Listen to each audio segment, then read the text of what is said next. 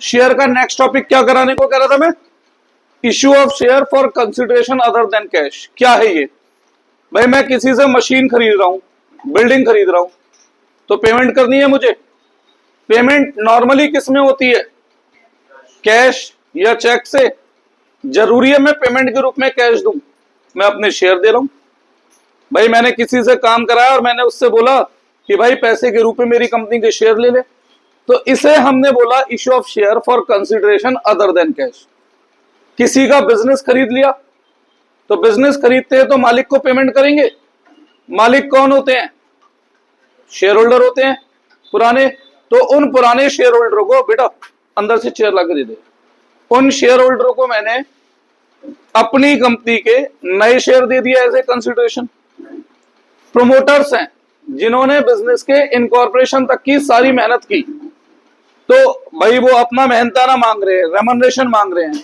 तो as a payment, as a remuneration मैंने उन्हें क्या करा? अपनी कंपनी के शेयर दे दिए।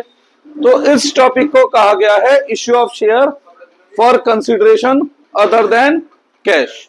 ठीक है, अब यहां पर इस टॉपिक को मैं 3 हिस्सों में बांट रहा हूं। कितने? 3 हिस्सों में बांट रहा हूं। तो ध्यान से सुनो। सबसे पहले ए, भाई नॉर्मली इसकी एंट्री नहीं आती है, पर बहुत बार इसका वन मार्कर एमसीक्यू आता है। क्या आ जाता है? One marker MCQ. If shares are issued to promoters as their remuneration। भैया प्रोमोटर्स से मैंने काम करवाया। क्या काम कराया? कंपनी के रजिस्ट्रेशन तक का, यानी मेरा जो जन्म हुआ वहां तक की सारी प्रक्रिया किसने की थी? प्रोमोटर्स ने। अब उनको क्या देने का समय आ गया है? पेमेंट। और पेमेंट के रूप में मैं उन्हें क्या दे रहा हूं? शेयर। और सच बात तो यह है 100 के 100% केसेस में जो प्रोमोटर्स होते हैं उन्हें रेमनरेशन के रूप में कंपनी के शेयर ही मिलते हैं बेटा। सही है? तो देखो एंट्री कैसे होती है। पहली प्रायोरिटी गुडविल। एमसीक्यू में गुडविल दिखे तो अच्छी बात है, ना दिखे तो प्रीलिमिनरी एक्सपेंस। हम ये भी लिख सकते हैं यहां पर। ये भी ना दिखे तो प्रमोशनल एक्सपेंस। अभी रुक जाओ, सेट कर रहा हूं। ये भी ना दिखे तो पैर थोड़ा संभाल के है जी। ये भी ना दिखे तो हम इसे क्या नाम दे सकते हैं? Incorporation expense. हम इनमें से कोई भी अकाउंट डेबिट कर सकते हैं। कोई सा भी अकाउंट क्या कर सकते हैं बेटा? इनमें से डेबिट। और पेमेंट के रूप में क्या दे रहे हैं? शेयर। तो शेयर कैपिटल क्या हो जाएगी? क्रेडिट। अच्छा, शेयर प्रीमियम पे भी हो सकते हैं। अब तक प्रीमियम क्या करते थे हम? क्रेडिट। तो अब भी प्रीमियम क्या होगा? क्रेडिट। शेयर में आएगी फेस वैल्यू, यहां प्रीमियम इनटू जितने नंबर ऑफ शेयर दे रहे हैं। सच बात तो यह बेटा इसकी एंट्री का क्वेश्चन आता नहीं है। इसमें से वन मार्कर क्वेश्चन में वो हमसे क्या पूछता है? If share are issued to promoters as their remuneration then dash account has been debited. अब उस डैश में मैंने कितने नाम बता दिए आपको? अब देख लेना आपके एमसीक्यू में आपको इनमें से कौन सा नाम दिखता है। सबसे ज्यादा नाम कौन सा नाम दिखने की वो है बेटा प्रोबेबिलिटी? गुडविल नाम। सही है? इसी में B case, if shares are issued to underwriter. अब ये अंडर राइटर कौन होता है? सुनाए शब्द कुछ ऐसा। स्कूल में यूट्यूब पे कहीं तो सुना होगा बेटा, ऐसा तो नहीं मानता। अच्छा एक बात सुनो, हम वो रखी चेयर। हम लोगों ने ये सुना था कि भाई जब भी कोई कंपनी शेयर इशू करे तो उसके मिनिमम 90% शेयर सब्सक्राइब होने जरूरी है, अदरवाइज उसकी इशू क्या कर दी जाएगी? कैंसिल। सुना है हमने? ठीक है जी। अब मैं एक बिल्कुल नई कंपनी हूं या बहुत कम पुरानी कंपनी हूं, मार्केट में अभी मेरी इतनी इमेज नहीं है या लोग मुझे इतना नहीं जानते, मैं 1 लाख शेयर इशू कर रहा हूं 10 रुपए वाले, यानी 10 लाख रुपए की मुझे फंड की जरूरत है। तो आपको क्या लगता है इजीली मेरे 1 लाख शेयर पब्लिक सब्सक्राइब कर लेगी? मुश्किल है। अब मुझे लगता है यार मैं अपने दम पे केवल 20,000 शेयर ही पब्लिक को दे पाऊंगा, बाकी जो एप्लीकेशन है वो 80% शॉर्ट रह जाएंगी। तो यहां पर कुछ पर्सन्स होते हैं या ग्रुप ऑफ पर्सन होता है या कोई कंपनी होती है जो इस बात की जिम्मेवारी उठाती है कि वो हमारी कंपनी के शेयर पब्लिक को बिकवाएगी, सब्सक्राइब कराएगी। और वो ये काम फ्री में करेगी क्या? बदले में क्या चाहिए उसे? कमीशन। क्या चाहिए बदले में उसे? कमीशन। तो ऐसे लोगों को हम कहते हैं अंडरराइटर। ठीक है बेटा, क्लियर है? तो अब मेरी कंपनी के 20% शेयर लेट से मुझे लगता है मैं खुद दे दूंगा, बाकी 80% के लिए मैंने अंडरराइटर अपॉइंट करे। अब वो मेरे क्या करेंगे? शेयर बिकवाएंगे। अब ये उनकी जिम्मेवारी है वो कैसे बिकवाएंगे। क्या पता वो खुद खरीद लें सारे, ठीक है, क्या पता वो कुछ खुद खरीद ले, कुछ कंपनी पब्लिक को दिला दे, वो उनकी हेडिक है। बस मुझे अब क्या करना पड़ेगा, उन्हें क्या देना पड़ेगा इसके बदले? कमीशन। और उस कमीशन के रूप में मैं उन्हें क्या दे रहा हूं? शेयर। तो इसकी एंट्री होती है under writing commission account debit. या अंडर राइटर नहीं लिखना है मुझे, पेमेंट में किस चीज के लिए कर रहा हूं? कमीशन के लिए। तो क्या लिखना है? Commission. Underwriting commission account debit to share capital. और सेम बात, अगर मैं ये शेयर दे रहा हूं प्रीमियम पे, तो ये रखी बेटा share to security premium, to security premium. Share capital के आगे हमेशा क्या आएगी? फेस वैल्यू, यहां प्रीमियम का जो भी रेट इनटू जितने भी नंबर दे रहा हूं। पार्ट ए, किसे शेयर इशू कर रहा हूं? प्रोमोटर्स को। पार्ट बी, किसे शेयर इशू कर रहा हूं? अंडरराइटर को। पार्ट सी, अब मेन जो क्वेश्चन आएगा 3 नंबर का 19वां बोर्ड में या 17वां, इंटरचेंज हो सकता है, वो इस पार्ट सी के बेस पर आता है। सही है? If share are issued against something purchased, हमने कुछ खरीदा है और उसके बदले में हम शेयर दे रहे हैं। ठीक है, हमने कुछ खरीदा है और उसके बदले में क्या दे रहे हैं? शेयर। तो यहां पे ध्यान दो, 3 स्टेप में मैं सॉल्यूशन बताऊंगा इसका। स्टेप 1, हमने स्टेप 1 में हमने ये देखना है कि हमने क्या खरीदा है। हो सकता है हम केवल एसिड खरीदें। क्या खरीदें? केवल एसिड खरीदें। तो एंट्री होगी एसिड अकाउंट डेबिट, एसिड आ रहा है इसलिए डेबिट टू वेंडर। वेंडर का मतलब क्या होता है बेटा? वेंडर का मतलब होता है सेलर। तो अब जैसे मैं टाटा मोटर्स से मशीन खरीद रहा हूं, तो machine account debit to Tata Motors, और सामने परचेज कंसिडरेशन। पीसी मतलब जितने में खरीदा उसका अमाउंट। कोई डाउट इसमें? ऐसा भी हो सकता है मैं किसी का बिजनेस खरीदूं। क्या खरीद लूं? बिजनेस। इफ बिजनेस परचेज्ड, मैंने किसी का बिजनेस ही खरीद लिया, तो यहां फर्दर 2 बातें होंगी बेटा। ठीक है, पहली बात, if component of business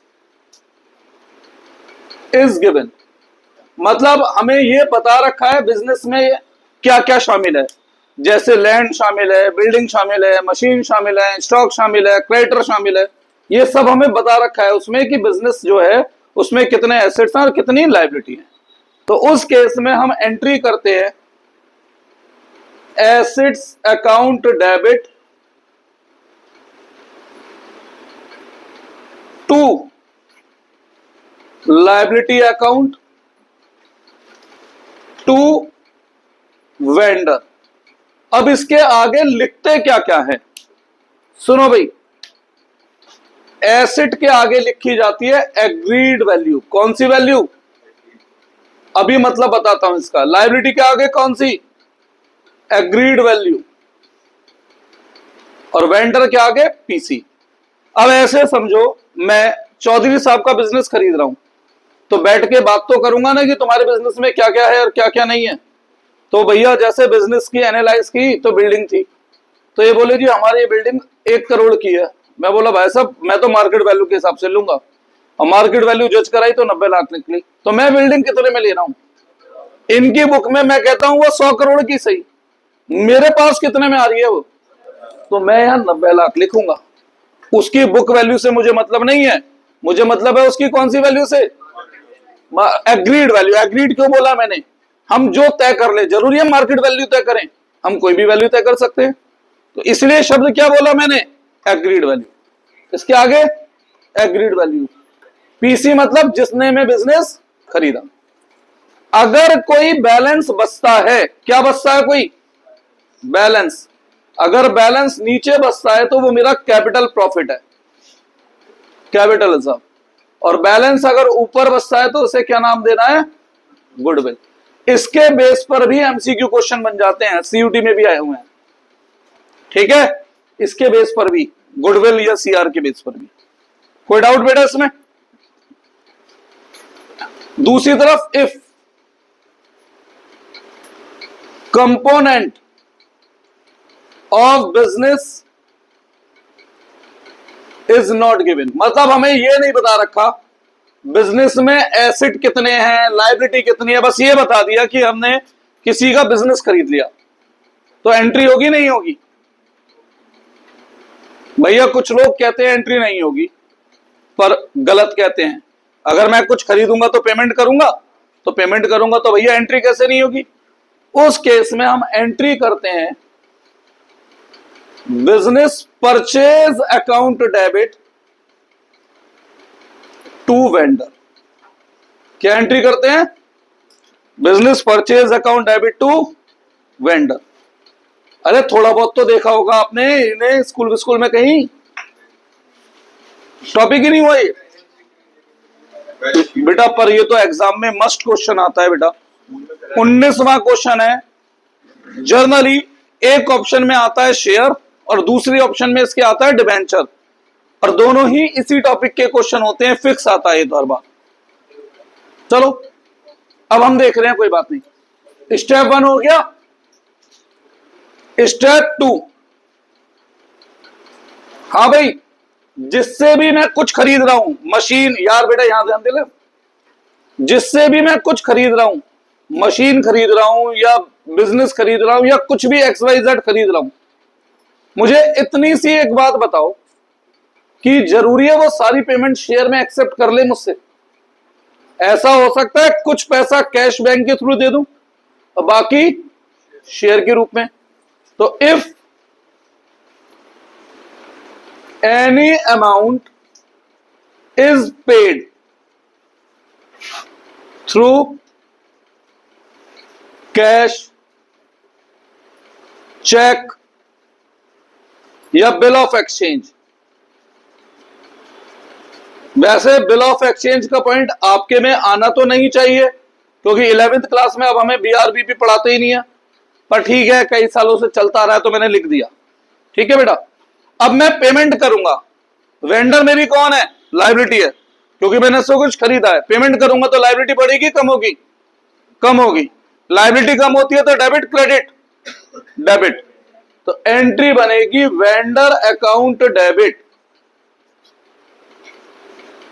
to, cash दे रहा हूं तो कैश, चेक दे रहा हूं तो बैंक, और बिल ऑफ एक्सचेंज देते हैं तो उसे हम बोलते हैं बिल्स पेबल। क्या नाम देते हैं बेटा? Bills payable. जितना भी अमाउंट पे कर दिया, लेट से 10 लाख का बिजनेस खरीदा, 1 लाख हमने उसे किस में दे दिए? कैश में। अभी भी कितने पैसे बच रहे हैं? अब उस 9 लाख के लिए मुझे क्या देना है? शेयर। मेन टॉपिक तो उसी चीज का है, मेन टॉपिक तो उसी चीज का है। तो स्टेप 3 यहां लिख देता हूं। स्टेप 3 यहां लिख देता हूं। स्टेप 3 में कोई इफ बट नहीं लिख रहा। यहां मैंने क्या लिखा है? इफ, मतलब स्टेप 2 लगेगा, ये कंपलसरी नहीं है बेटा। क्या पता सारी पेमेंट हम शेयर में दे दें, तो स्टेप 2 है तो लगाओ, नहीं तो मत लगाओ, पर स्टेप 3 कंपलसरी है। उसी का तो एक चैप्टर है शेयर का, वो ही नहीं करूंगा तो फिर क्या पढ़ा फिर मैंने, है ना। तो स्टेप 3 में अब मैं वेंडर को पेमेंट दे रहा हूं शेयर के थ्रू। किसके थ्रू? शेयर। तो एंट्री बनेगी vendor account debit to share capital, और प्रीमियम पर है शेयर तो टू सिक्योरिटी प्रीमियम। ठीक है, टू सिक्योरिटी प्रीमियम। अब अमाउंट कैसे कैसे आएगा बेटा? वेंडर के आगे आएगा रिमेनिंग अमाउंट। हाँ बेटा, 10 लाख का बिजनेस खरीदा, 1 लाख कैश दे दिया, तो अभी कितने पैसे देने हैं? तो यहां 9 लाख। शेयर के अंदर हमेशा फेस वैल्यू, यहां प्रीमियम रेट इनटू नंबर। अब ये नंबर कैसे निकाले जाते हैं? देख रहे हैं, यहां तक आ रहा है।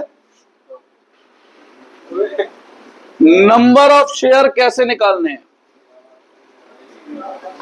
अच्छा बेटा, इक्विटी शेयर है तो आप इक्विटी शेयर कैपिटल लिख दो, प्रेफरेंस शेयर है तो प्रेफरेंस शेयर कैपिटल लिख दो। बाकी सभी जगहों के लिए बात है, जितना भी पैसा मुझे पे करना है, remaining amount to be paid upon issue price of share. अब जैसे 10 वाला शेयर 4 रुपए प्रीमियम पे इश्यू कर रहा हूं, तो इश्यू प्राइस क्या हो गया? 14। 10 वाला शेयर 1 रुपए डिस्काउंट पे इश्यू कर रहा हूं, कर सकता हूं? नहीं कर सकता, तो डिस्काउंट का केस शेयर में नहीं है। सेम डिटो यही टॉपिक जब मैं डिवेंचर चैप्टर पढ़ाऊंगा तो उसका फर्स्ट पार्ट बनेगा। बस यहां फर्क क्या आएगा पता है? पूरे इस टॉपिक में इस शेयर की जगह यहां पे क्या लिखूंगा? डिवेंचर। और डिवेंचर बेटा डिस्काउंट पर भी हो सकते हैं, ठीक है। बाकी ये पूरा टॉपिक एज इट इज क्या होगा बेटा? कैरी हो जाएगा, नो चेंज। अब यहां पे मैं आपको कुछ और चीज और लिखवा रहा हूं, टू कैश फ्रैक्शन, और इसका मतलब क्वेश्चन से समझाऊंगा, ठीक है। इसका मतलब मैं क्वेश्चन से समझाऊंगा। या चलो सुनो, अभी बताता हूं, एक एग्जांपल दे रहा हूं। एक दूध की थैली 30 रुपए की आती है, ठीक है। मेरी मदर ने मुझे 200 रुपए दिए और मुझसे बोली कि 200 रुपए का दूध लेकर आ जा। ठीक बेटा, मैं दुकानदार पे गया, भाई साहब 200 रुपए का दूध दे दो। अब एक थैली कितने की है? 200 रुपए में कितनी थैली आएंगी? 6 या 7? 200 रुपए में थैली आएंगी 6.66666। क्या दुकानदार एक थैली बीच में से फाड़ के दे देगा? या तो 6 देगा या 7। तो वो मुझे कितनी थैली देगा अगर मैं उसे 200 रुपए दूंगा तो? और बाकी पैसे? तो बेटा ये फ्रैक्शन वही बाकी खुले पैसे वापस लेना है। अब लेट से एक शेयर 10 रुपए का है, 2 रुपए प्रीमियम पे इश्यू कर रहा हूं, तो कितने का एक शेयर है? 12। अरे भैया बच रहे हैं उसके 9 रुपए, तो 9 रुपए में शेयर आता है, तो वो क्या करेगा 9 रुपए मुझे? इसे मैं एक क्वेश्चन के थ्रू करके दिखा रहा हूं, ठीक है। ये नोट करा, एक क्वेश्चन लिखो अब आप लोग।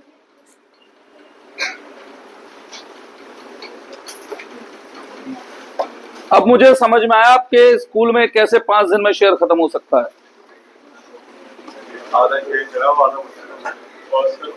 और उसमें भी आधे केस में भी, उसके भी आधे केस हैं। चलो क्वेश्चंस लिखो बेटा। क्वेश्चंस क्या? एक सिंगल क्वेश्चन बना रहा हूं, अकेला सिंगल क्वेश्चन पूरे टॉपिक को कवर कर देगा, फुल टॉपिक को कराऊं। एबीसी लिमिटेड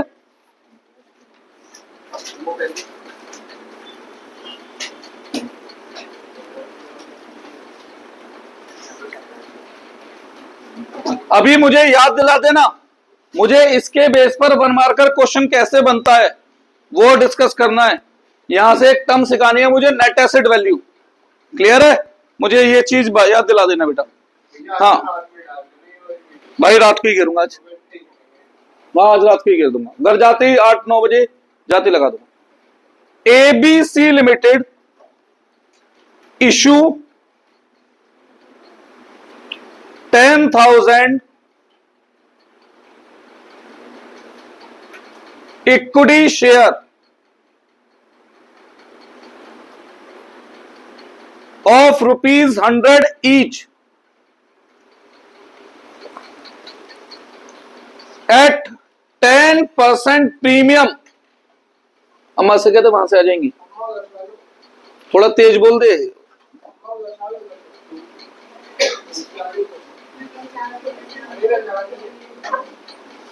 ये सब पॉज करियो,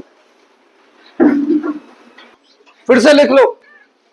ABC limited issue 10,000 preference share, equity share बोला तो इक्विटी शेयर ऑफ ₹10 ईच करो, फिर इसे of ₹10 each to its promoters,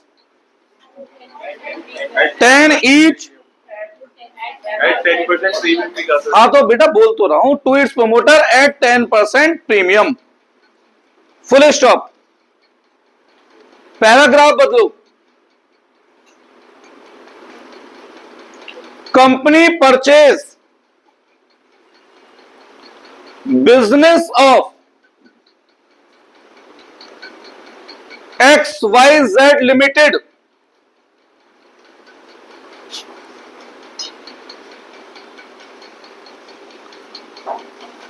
for ₹10 lakh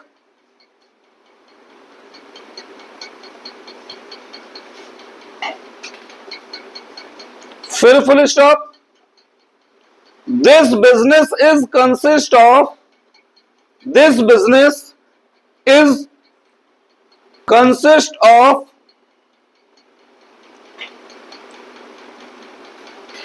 land and building 5 lakh,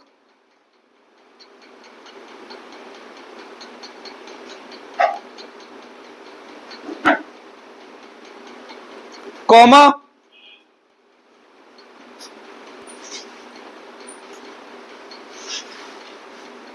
plant and machinery 4 lakh,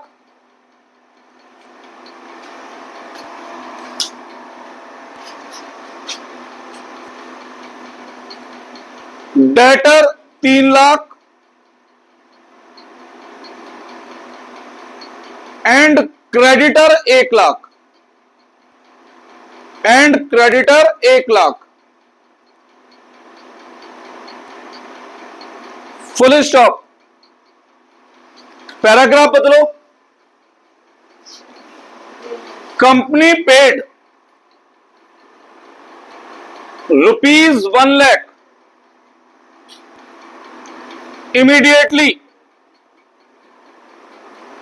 through check, company paid ₹1 lakh immediately through check and for balance it issue sufficient number of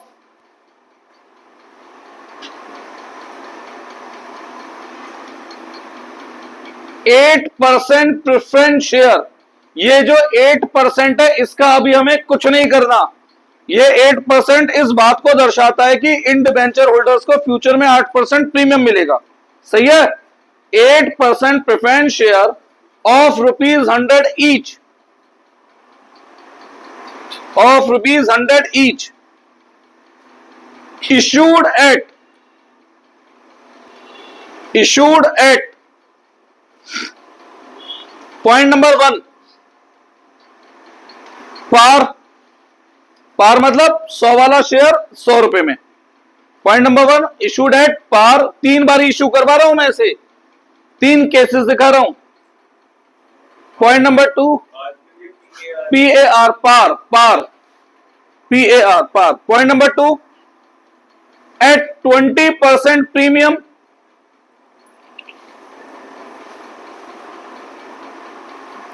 and point number 3, at 30% premium. तो in short ये जो last entry है मैं कितनी बार करके दिखाने वाला हूं? 3 बार करके दिखाने वाला हूं लास्ट एंट्री. सही है, शुरू करें. चलो करते हैं सॉल्यूशन. कोई एक जना क्वेश्चन शुरू से पढ़ो. ABC Limited issued 10,000 equity share of ₹10 each to its promoter at 10% premium. To its promoters. तो पहली एंट्री ये रही. कर दो रब करके. तो जब मैं प्रमोटर्स को शेयर इशू कर रहा हूं तो एंट्री क्या करूंगा? Goodwill account debit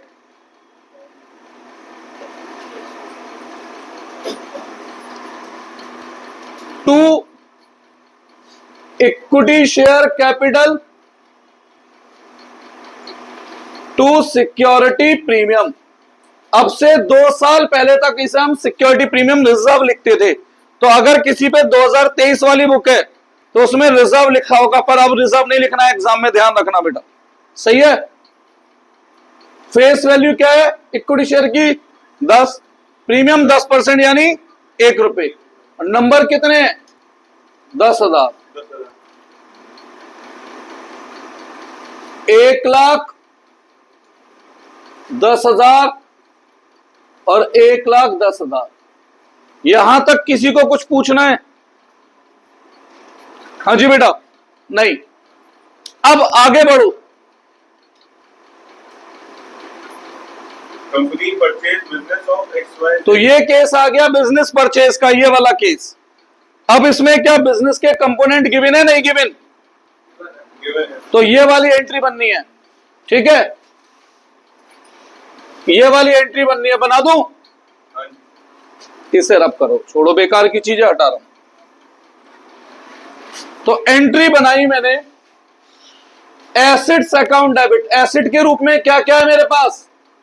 land and building, फिर प्लांट एंड मशीनरी, फिर डेटर, फिर लायबिलिटी के रूप में क्या है? क्रेडिटर. और बिजनेस किससे खरीद रहा हूं? XYZ. तो वेंडर की जगह XYZ लिमिटेड. अगर नाम नहीं गिवन तो वेंडर, और नाम गिवन है तो भैया उसका नाम लिखना पड़ेगा जिसका बिजनेस हमने खरीदा है. किसका बिजनेस खरीदा है इस क्वेश्चन में? XYZ लिमिटेड का. सबके आगे अकाउंट लगा लो भाई. अब लैंड एंड बिल्डिंग कितने की है? 5 लाख. प्लांट एंड मशीन कितने की है? डेटर कितने के हैं? क्रेडिटर कितने के हैं? 1 लाख. अब बिजनेस कितने में खरीदा है? 10 लाख. 10 लाख में. ठीक है. हाँ भाई. बैलेंस किस साइड बच रहा है? नीचे. नीचे बैलेंस बचे तो क्या नाम देना है? Capital reserve. कितना बैलेंस बच रहा है? 1 लाख. क्लियर है ये एंट्री? रेहान कोई डाउट बेटा इसमें? एसेट डेबिट होते हैं नेचर में, लायबिलिटी क्रेडिट. किसी से कुछ खरीदता हूं तो वो मेरा एक तरीके से वो भी क्रेडिटर बन गया जिसे पेमेंट करूंगा, है ना. और बैलेंस ऊपर बचे तो गुडविल, नीचे बचे सीआर. इस एंट्री में कोई डाउट है? आगे बढ़ते हैं. अब ये भी हटाओ. हाँ जी. If any amount is paid through cash cheque bill. क्या कोई पेमेंट कर रहा हूं इमीडिएट? बताओ मुझे पढ़ के क्वेश्चन. कितने रुपए कर रहा हूं पे? किससे पे कर रहा हूं भाई? XYZ Limited. तो करो एंट्री. वेंडर डेबिट किसके थ्रू कर रहा हूं? To bank. कितने? 1 लाख. बिजनेस कितने का खरीदा था? 10 लाख का. पेमेंट कितनी कर चुका हूं? अभी भी कितना पैसा पे करने से रह गया है? बेटा अभी भी कितना पैसा पे करने से रह गया है? 9 लाख. स्टेप 3 पे आ जाओ। ये वाली एंट्री 3 बार करवा रहा हूं मैं क्वेश्चन में। पहला केस ए, इफ क्या इशू करवा रहा हूं, प्रेफरेंस शेयर ना, preference share are issued, equity share, यार पढ़ तो ले क्वेश्चन भाई। वेंडर को मशीन के बदले क्या करवा रहा हूं, जानबूझ के मैंने ये करा है कि एग्जाम में पता नहीं क्या नाम आ जाए, दोनों नाम लिख दिए, इसलिए मैंने आधे में वो आधे में ये। सही है। क्या एंट्री होगी, vendor account debit to 8% preference share capital. Vendor के आगे कौन सा अमाउंट आना है, रिमेनिंग। कितने में बिजनेस खरीदा था, 10 लाख, कितना पे कर दिया, तो अभी भी कितना रह गया,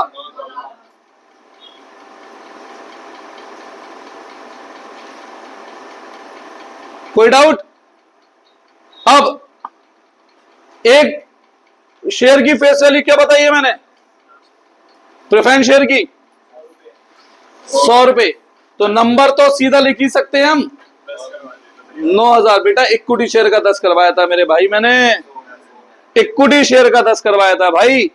अब ऐसे भी बताता हूं, क्वेश्चन अगर साइलेंट है तो हम एज्यूम कर लेते हैं इक्विटी शेयर की फेस वैल्यू 10 रुपए, प्रेफरेंस शेयर की 100 रुपए, और जो अगला चैप्टर पढ़ाऊंगा डिबेंचर उसकी भी 100 रुपए, या हम एज्यूम कर लेते हैं। ठीक है, इसमें किसी को कोई डाउट है। इसी का B case, if preference share are issued at 20% premium, 20%, premium, तो देखो एंट्री क्या होगी, vendor debit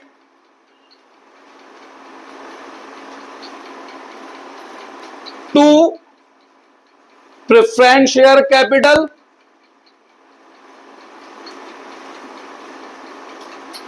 to security premium.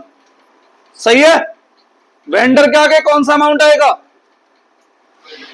Business कितने में खरीदा था, 10 लाख, कितना पे कर दिया, 1 लाख, तो रिमेनिंग अमाउंट। 9 लाख, अब मैं आपको बताता हूं जर्नली बहुत बल्क ऑफ द बच्चे क्या गलती करते हैं। प्रीमियम कितना है, तो वो इस 9 लाख का 20% प्रीमियम लिख देते हैं, और बचे हुए 7-20 यहां। वैसे तो तरीके में कोई कमी है इसमें, सही नहीं है, क्या गलती है, सही नहीं है तो कुछ तो होगी। ये क्या होता है भाई, कितना प्रीमियम बोल रहा है क्वेश्चन, तो 9 लाख का 20% 81 तो होता है, सही नहीं है। मैं तो पूछ रहा हूं आपसे कि आपको क्या गलती है नजर आ रही है, मैं बताऊं क्या गलती है। ये 20% प्रीमियम वेंडर का है या शेयर का है, तो क्या ये इसका 20% बैठ रहा है, ये शेयर पे 20% बैठना चाहिए, और बच्चे किसका 20% निकाल रहे हैं, वेंडर का। ये गलती है बेटा, और ये गलती आप मान के चलो 100 में से 70, 80, 90 बच्चे करते हैं, और किसी को ये गलती हो रही है एहसास भी नहीं होता है गलत है, सबको लगता है 20% है, 9 लाख का 20%। अरे भैया ये जो 20% प्रीमियम है ये वेंडर पे नहीं है, प्रीमियम किस पर है, शेयर पे। तो शेयर की वैल्यू का 20% होना चाहिए। अगर ये 100 रुपए है तो ये 20, ये 1000 है तो ये 200। तो अब बताओ क्या ये इसका 20% बैठ रहा है, ये बैठ रहा है इसका 25%, और जबकि प्रीमियम बैठना कितना चाहिए। इसीलिए मैंने आपको ये वाला तरीका लिखने को कहा। ठीक है, अब नंबर निकालने पड़ेंगे। सुनो, एक प्रेफरेंस शेयर की फेस वैल्यू क्या है, प्रीमियम कितना इनटू नंबर, और ये नंबर कैसे निकलेंगे, कितना पैसा देना है, 9 लाख अपॉन इशू प्राइस, यही लिखा है ना। 100 वाला शेयर 20 रुपए प्रीमियम, तो इशू प्राइस क्या हुआ 120, तो बेटा ये ऐसे निकल कर आएगा 7500 शेयर। 7500 शेयर, ये हुआ 7,50,000 और ये हुआ 1.5 लाख। अब बताओ क्या ये इसका 20% बैठ रहा है नहीं बैठ रहा? बैठ रहा है ना। तो ये शेयर का 20% होना चाहिए, वेंडर का नहीं। अब बच्चे यही गलती करते हैं, वो वेंडर का 20% लिखते। सीयूटी में क्वेश्चन आ जाता है केवल ये नंबर पूछने का, बोर्ड में क्वेश्चन आ जाता है केवल ये नंबर पूछने का। कुछ पूछना है इसमें? श्योर? कितनी बार इशू करवा रहा हूं? ए केस, इसे हटाओ, पार का, बी केस प्रीमियम का, और सी केस एट 30% प्रीमियम का। तो क्या फर्क पड़ता है यार, ऐसी क्वेश्चन होगा ये भी, सेम एंट्री होगी। क्या एंट्री होगी? वेंडर अकाउंट डेबिट, बस फर्क क्या आ जाएगा? प्रीमियम बदल जाएगा। 2 preference share capital, 2 security premium. Vendor के आगे कितना? Remaining amount 9 lakh. एक शेयर कितने का है? 100 का। प्रीमियम कितना? 30 इंटू नंबर। तो बिल्कुल सेम तो है, फिर मेरे को अलग से क्यों दिया है मैंने? कुछ तो होगा शायद। तो हाँ जी बेटा, ये पॉइंट में आएगा इसलिए अलग से दिया है। ये फ्रैक्शन भी तो समझाना है मुझे। तो नंबर की बात करते हैं हम। कितना पैसा देना है? 9 लाख डिवाइड बाई 130। निकालो नंबर कितने आ रहे हैं। भैया मेरी कैलकुलेशन है जरा सी कमजोर, टेबल आते नहीं मुझे।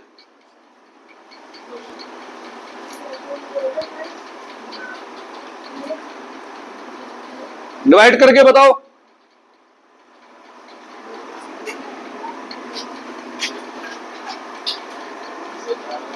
सर जी आप बताओ, चैप्टर बड़ा है नहीं है?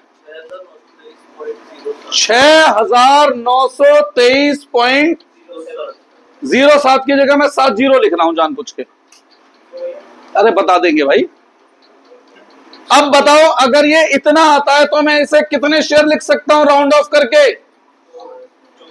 कभी राउंड ऑफ करना ही नहीं है, इसीलिए ये बात बताई। अगर मैं 0.7 होता तो आप दिमाग में ये अंदाजा लगा लेते घर जाके कि 0.07 था इसलिए लो राउंड ऑफ किया है। इसमें राउंड ऑफ होगा ही नहीं। हाँ भाई, कितनी दूध की थैली आ रही थी? 6.66। तो दुकानदार 7 दे रहा था क्या राउंड ऑफ करके? फिर तो यार राउंड ऑफ नहीं होगा। पॉइंट के बाद वाले को इग्नोर कर दो। क्या कर दो? इग्नोर कर दो। पॉइंट के बाद वाले को क्या कर दो?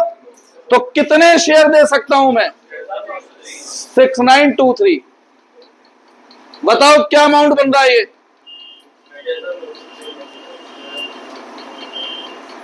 और इसे इंटू 30 भी कर दो यार।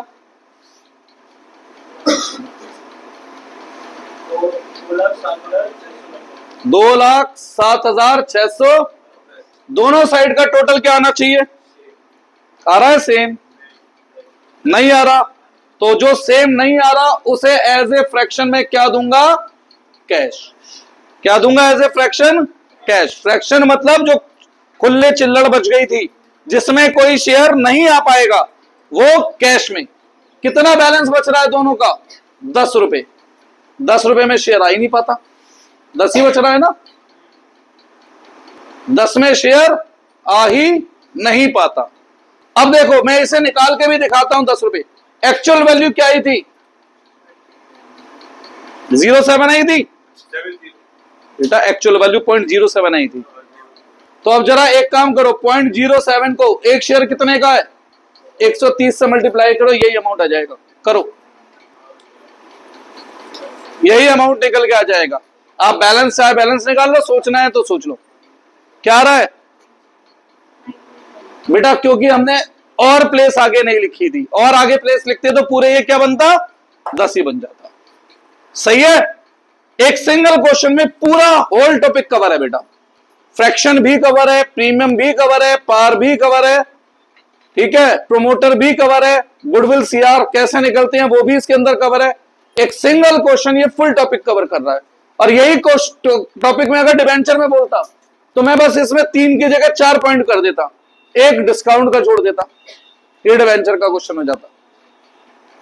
आराम से सोचो और बताओ, 100% बोर्ड एग्जाम में आएगा, 100% एक क्वेश्चन इसमें से सीयूटी में भी आएगा, 100% बोर्ड में एक क्वेश्चन 1 मार्कर में भी आएगा इसमें से, और 3 नंबर का तो ये आएगा ही आएगा। इतना बड़ा नहीं आएगा एग्जाम में क्वेश्चन, क्योंकि मुझे एक सिंगल क्वेश्चन में पूरा टॉपिक कवर करना था, तो हमारा आंसर थोड़ा बड़ा है, वहां 2 एंट्री में काम हो जाता है बस। ठीक है बेटा, कुछ पूछना है पूछ लो, फिर मैं आपको वो शॉर्ट क्वेश्चन बता रहा हूं एनएवी वाला, नेट एसिड वैल्यू वाला। अच्छा, कभी कभी क्वेश्चन आ सकता है, when share are issued to vendor as purchase consideration then share capital will be credited. अरे भैया हमेशा फेस वैल्यू से, हमेशा किससे? और शेयर फॉरफिट जब हम करते हैं तो share capital will be debited, हमेशा कॉलअप से, हमेशा किससे? कॉलअप। ये वाली बातें ध्यान रखना, मैंने आज सुबह भी दिखाया था, क्वेश्चन आया था ना बोर्ड का ऐसा, वो जिसमें 6 पॉइंट थे उसमें से एक पॉइंट यही था कि share capital account will be debited. तो बेटा वो 1 मार्कर क्वेश्चन में ऐसे आ जाते हैं। कल भी दिखाया था देवी जी वो मैंने, आज नहीं कल। क्लियर है? रब कर दूं तो नोट कर लो। क्लास यहीं रोक रहा हूं, अब मैं आपकी प्रॉब्लम ले रहा हूं, या जो आप मुझसे कह रहे थे कि 1-2 क्वेश्चन एक्स्ट्रा, वो मैं इसमें रिकॉर्ड नहीं कर रहा हूं। ठीक है, ये तो शेयर में चली जाएगी क्लास।